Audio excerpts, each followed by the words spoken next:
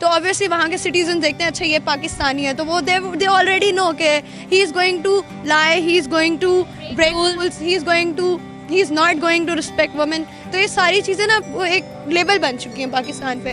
Lack of education कह सकते हैं आप, क्योंकि पाकिस्तान में उस लिहाज से देखा नहीं जाता कि अगर हम इतना पढ़ लिख जाएंगे तो आगे हमें अपॉर्चुनिटीज़ नहीं मिलेंगी। तो इंडिया में एक तो आबादी ज़्यादा है, इस लिहाज से वो मतलब हर सेक्टर में वो आगे हैं हमसे। सबसे बड़ा एक हमारा जो पॉलिटिकल डिसेबिलिटी है, हमारे जो पॉलिटिशियंस हैं, जो हमारे जर्नल्स हैं, जो हमारे टॉप ब्यूरोक्रेसी है या टॉप इस्टेब्लिशमेंट है, वो सिस्टम को चेंज करना चाहते ही नहीं है। वो चेंज इसलिए नहीं करना चाहते कि हमको पता कि जब ये चेंज हो गया सिस्टम तो हमारी वालेकुम अस्सलाम। क्या नाम आपका? I am Naisha. क्या वजह है कि ओवरऑल इंटरनेशनल लेवल पे फॉरेन कंट्रीज में इंडिया को बहुत ज़्यादा रिस्पेक्ट दी जाती है कंपैरेटिवली पाकिस्तान, और पाकिस्तान को नहीं दी जाती? तो उसमें मेन रीज़न ये हो सकता है कि सबसे पहले तो जो हमारे खान साहब भी कहते हैं कि हमारी जो फॉरेन पॉलिसी है अपनी ना, उसमें बहुत ज़्यादा डिफरेंस है। मतलब हम लोग डिपेंडेंट हैं, जो लाइक अमेरिका है या दूसरे कंट्रीज़ हैं, यूरोपियन कंट्रीज़ हैं, हम कुछ भी अपने लिए खुद बना सकते हैं। हमारे पास कुछ भी अपना बनाया हुआ नहीं है। हम लोग मतलब दूसरों पे डिपेंडेंट हैं, अमेरिका को देख रहे होते हैं, दूसरे कंट्रीज़ को देख रहे होते हैं कि हमें वहाँ से कुछ मिल जाए। आई गेस इसका ये रीज़न है कि पाकिस्तान में एक तो टेररिज्म बहुत ज़्यादा है, जिसकी वजह से जो बाहर वाले मुल्क हैं या जो दूसरी कंट्रीज़ हैं वो पाकिस्तान को इतनी इंपॉर्टेंस नहीं देती है और इसको as a terrorist state consider करती है। और दूसरा कि यहाँ के जो लोग हैं वहाँ जाके बैठ जाते हैं, मतलब कि इलीगल जाते हैं, वहाँ जाके बैठ जाते हैं, उनकी स्टेट्स में फिर पकड़े जाते हैं और वहाँ पर फिर ऑब्वियसली उस मुल्क का नाम ख़राब होता है। That's the biggest reason I guess. इसकी बहुत सारी वजह ये कि जब से 9/11 अटैक हुआ है तो पाकिस्तान में वार ऑन टेरर चल रहा था, तालिबान आ गए थे, तो लोग बेसिकली इस चीज़ को ज़रा हेट लेते हैं कि ये मुसलमान जो हैं ये ज़्यादा टेरर अटैक करते हैं, बॉम्ब अटैक करते हैं, तो नुकसान होता है लोगों को। दैट इज़ द रीज़न कि वो इसलिए पाकिस्तानियों को कभी रिस्पेक्ट नहीं करते, और स्टिल अभी तक तालिबान है तो ये चीज़ें चल रही कंटिन्यू है अभी भी। एक तो इसमें रिसोर्सेज की वजह, मतलब इंडिया के पास रिसोर्सेज ज़्यादा है कंपैरेटिवली पाकिस्तान से।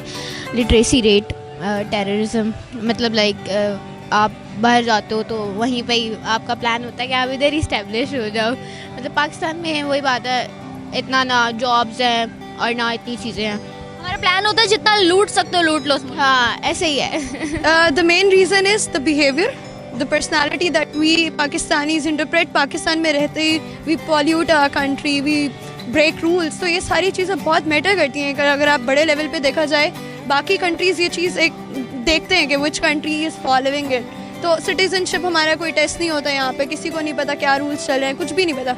सो when people from Pakistan move to different countries, they follow up that, जो उनकी आदतें होती हैं बिगड़ी हुई। ऐसे तो इसकी मल्टीपल रीजंस हैं, लेकिन मेन रीज़न यही है कि जो पाकिस्तानी कम्युनिटी की जो वैल्यू है वो डी वैल्यू हो गई पूरी दुनिया में।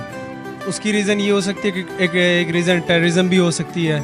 उसके अलावा जो पाकिस्तानी बाहर जाते हैं वो कोई बिज़नेस के लिए नहीं जाते, मतलब उनकी जो पाकिस्तानियों की इमेज है वो एक एज अ लेबर के तौर पे देखी जाती है।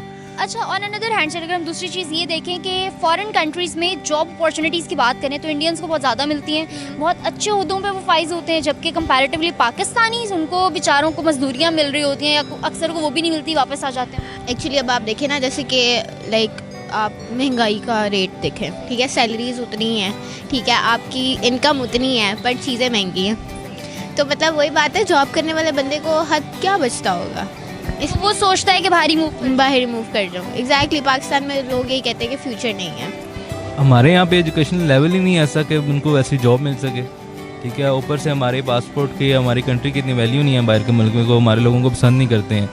तो ये एक रीज़न है कि जिसकी वजह से हमें जॉब अपॉर्चुनिटीज़ नहीं मिलती बाहर जाके, और जिनको मिलती है और उनको उस जगह पे नहीं मिलती या उस उनके डिग्री के हिसाब से नहीं मिलती कि जिस पे वो मैं खुद एज ए पाकिस्तानी ब्रिटिश हूँ, और वहाँ पे आपने देखा होगा कि आज न्यूज़ चली है कि मुसलमानों को जो सा नेशनैलिटी जो से होल्डर हैं उनको C क्लास कर दिया उन्होंने, इंडिया वालों को नहीं किया।